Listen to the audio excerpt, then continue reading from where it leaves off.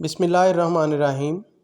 Afaq new Iqbal series student resource pack keep learning at home science grade 5 academic planner unit 1 chapter name classification major concepts classification plant system animal system.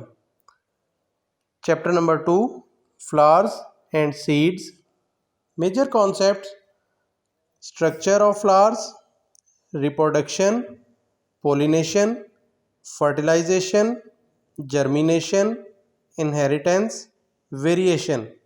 Resource pack concepts are classification of plants and germination. सफ़ा number 1 vertebrates पूछा गया है What type of vertebrates are the following characteristics true for? Tick mark the appropriate box.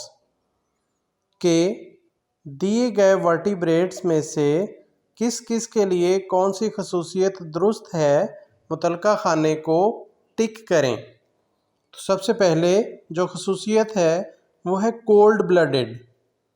इसमें हम टिक करेंगे reptiles, amphibians, fishes. दूसरी खसूसियत warm blooded, इसमें हम टिक करेंगे मैमल्स, बर्ड्स। अगली खसूसियत है लिव ऑन लैंड, इसमें हम टिक करेंगे मैमल्स, बर्ड्स, रेप्टाइल्स। अगली खसूसियत है लिव इन वाटर, यहाँ पे हम टिक करेंगे फिशेस। अगली खसूसियत है live in water and land both, यहाँ पे हम टिक करेंगे एम्फीबियंस। अगली खसूसियत है स्केल्स और फिन्स ऑन द बॉडी, यहाँ पे हम टिक करेंगे रेप्टाइल्स और फिशेस। अगली खसूसियत है फर और हेयर ऑन द बॉडी, यहाँ पे हम टिक करेंगे मैमल्स। अगली खसूसियत है फीदर्स ऑन द बॉडी, यहाँ पे हम टिक करेंगे बर्ड्स। अगली खसूसियत है लेज एग्स, यहाँ पे हम टिक करेंगे बर्ड्स, रेप्टाइल्स, एम्फीबियंस, फिशेस। उससे आगे खसूसियत दी गई है give birth to young ones, यहाँ पे हम टिक करेंगे मैमल्स। अगली खसूसियत दी गई है feed young ones on their own milk, तो यहाँ पे भी हम टिक करेंगे मैमल्स।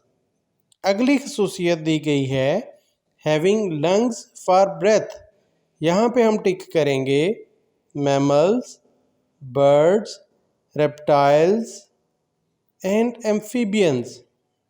अगली खसूसियत जो बयान हुई है वो है हैविंग गिल्स फॉर ब्रेथ, यहाँ पे हम टिक करेंगे फिशेस। शाबाश, बहुत अच्छा। ये काम मुकम्मल करने के बाद अब हम चलते हैं सफ़ा नंबर 2 की जानिब। यहाँ पे कहा गया है cold blooded and warm blooded animals, differentiate between cold blooded and warm blooded. तो जैसा कि आपको पता है cold blooded animals are those who can maintain body temperature in accordance with their surroundings, यानी ऐसे जानदार जो अपने इर्द गिर्द के माहौल के लिहाज से अपने जिस्मानी दर्जा हरारत को मेंटेन कर सकें, उन्हें हम कोल्ड ब्लडेड एनिमल कहते हैं। जबकि warm blooded they maintain a high body temperature regardless of the external temperature, के वो अपने बॉडी के टेम्परेचर को एक ही जगह पर मेंटेन रखते हैं चाहे इर्द गिर्द का टेम्परेचर कैसा भी हो। इसकी हम वाज़े तौर पे मिसाल दे सकते हैं कोल्ड ब्लडेड के लिए amphibians, fishes, reptiles cold blooded हैं, जबकि वार्म ब्लडेड जो है उनमें बर्ड्स और mammals. Paste pictures of cold blooded and warm blooded animals. तो हमने जितने नाम लिए इनमें से जो कोल्ड ब्लडेड एनिमल्स की पिक्चर मिलती हैं वो आप यहाँ पेस्ट करेंगे, और जो वार्म ब्लडेड की पिक्चर्स मिलती हैं वो आप दूसरे वाले कॉलम में पेस्ट करेंगे। शाबाश। ये काम मुकम्मल कर चुकने के बाद अब हम चलते हैं सफ़ा नंबर 3 की जानिब। यहाँ पे इनवर्टिब्रेट्स के हवाले से ही बात हो रही है। कहा गया है find the major groups of invertebrates in the given puzzle. Find the major groups of invertebrates in the given puzzle. मैं आपको हिंट बोल देता हूँ, जो चीज़ें आपने यहाँ पे जो नाम आपने ढूंढने हैं। हम इसमें ढूंढेंगे स्पॉन्जीज, फिर हम इसमें ढूंढेंगे वर्म्स, फिर हम इसमें ढूंढेंगे इंसेक्ट्स, फिर हम इसमें ढूंढेंगे स्नेल्स, फिर हम इसमें ढूंढेंगे स्टारफिश। चलें शाबाश, कोशिश करें इन पांचों अल्फाज को इसमें ढूंढने की। शाबाश, आपने बिल्कुल सही काम किया। ये पांचों अल्फाज हमने ढूंढे। अब क्या कहा जा रहा है, paste pictures of each group of invertebrates with its name. अब हमने जो 5 नाम तलाश किए हैं उनके मुताबिक उनकी पिक्चर्स जो हैं वो ढूंढ के यहाँ पे पेस्ट करेंगे और अपना उसका नाम भी लिखेंगे साथ। जी तो प्यारे बच्चों, आगे हम चलते हैं सफ़ा नंबर 4 की जानिब, जो कि है flowering and non flowering plants.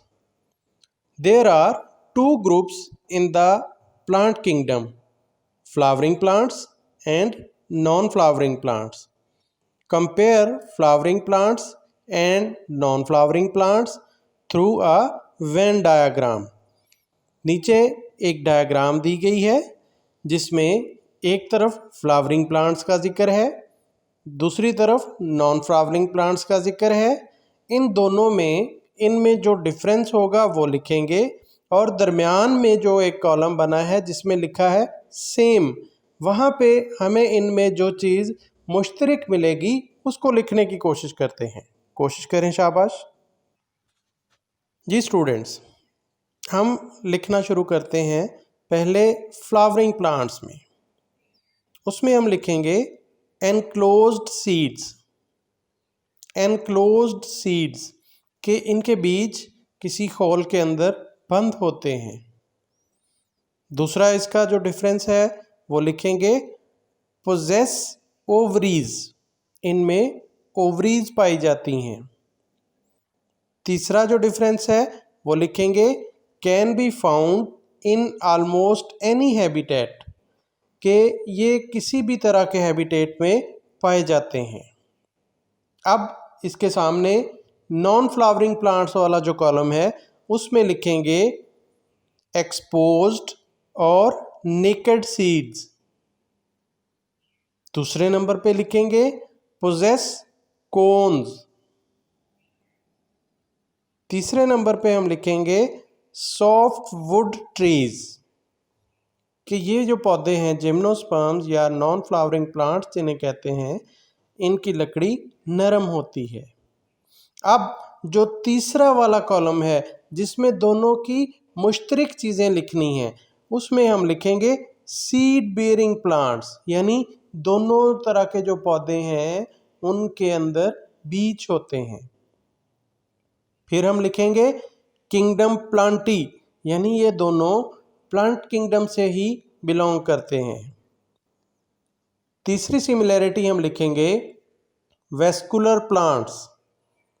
तीसरी सिमिलैरिटी लिखेंगे वेस्कुलर प्लांट्स, कि ये वेस्कुलर प्लांट्स होते हैं। फिर कहा गया है now summarise the similarities and differences के अब आप ऊपर हमने जो बात बयान की उसकी मदद से फ्लावरिंग प्लांट्स और नॉन फ्लावरिंग प्लांट्स में जो जो चीज़ें मुश्तरक हैं उनकी समरी बयान करें और जो चीज़ें मुख्तलिफ हैं उनकी समरी बयान करते हैं। जी तो बच्चों, अब हम चलते हैं सफ़ा नंबर 5 के ऊपर, जो कि है मोनोकॉट्स एंड डाइकॉट्स। कहा गया है differentiate between monocots and dicots by looking at the pictures. हमें पहले 5 तस्वीरें मोनोकॉट्स की दिखाई गई हैं और उसके बाद 5 तस्वीरें डाइकॉट्स की दिखाई गई हैं। हमने इनके हवाले से लिखना है कि ये कैसे है। अगर हम मोनोकॉट्स की बात करें तो इसमें हमें जो सीड दिखाया गया है उसके बारे में हम कह सकते हैं वन कॉटिलेडन सीड। उसके बारे में हम कह सकते हैं वन कॉटिलेडन सीड। जो रूट दिखाई गई है उसके बारे में हम कह सकते हैं फाइब्रस रूट। Fibrous root. तीसरे नंबर पे हमें जो इमेज दिखाया गया है वेस्कुलर, तो उसमें हम ये कहेंगे सर्कुलर। फिर जो लीफ हमें दिखाया गया है हम कहेंगे पैरेलल लीफ। और आखिर में जो फ्लावर दिखाया गया है वहाँ पे हम लिखेंगे multiple of 3 petals. Multiple of 3 petals. इसी तरह डाइकॉट के अंदर तो वहाँ पे हमें जो बीज दिखाया गया है उसमें हम कहेंगे 2 कॉटिलेडन सीड। 2 कॉटिलेडन सीड होता है। फिर जो हमें रूट दिखाई गई है उसके बारे में हम कहेंगे टैप रूट। Tap root. जो हमें फिर वेस्कुलर टिश्यू दिखाया गया है उसके बारे में हम कहेंगे स्कैटर्ड। फिर हमें जो लीफ दिखाया गया है उसके बारे में हम कहेंगे नेट लाइक वेन्स। और जो हमें फूल दिखाया गया है उसके बारे में कहेंगे दे हैव मल्टीपल्स ऑफ 4 और 5 petals. They have multiples of 4 और 5 पेटल्स। शाबाश, आपने सही काम किया। अब हम चलते हैं सफ़ा नंबर 6 पर, जो कि है germination. In germination the plant emerges from a seed and starts to grow. Describe each step of germination briefly. तो इसमें कहा गया है जर्मिनेशन के अमल के दौरान पौधा जो है वो बीज से निकलता है और बढ़ना शुरू कर देता है।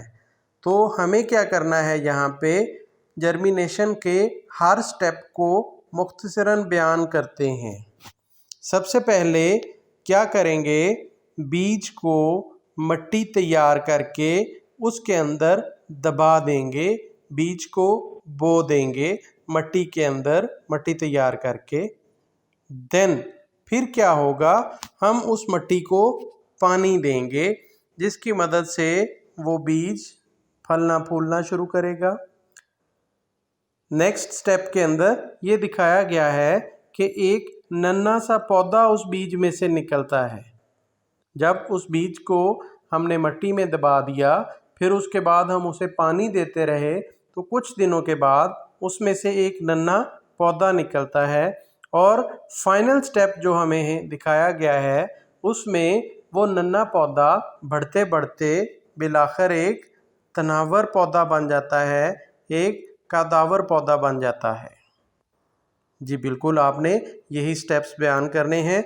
सबसे पहले जो दिखाया गया कि हमें बीज को मट्टी में बोना है, देन हमें बीज को पानी देना है, देन एक छोटा सा पौधा जो है वो निकलेगा और फाइनली वो पौधा बड़ा हो जाएगा। शाबाश। यहाँ तक आपका काम यहाँ पे कंप्लीट हो जाता है।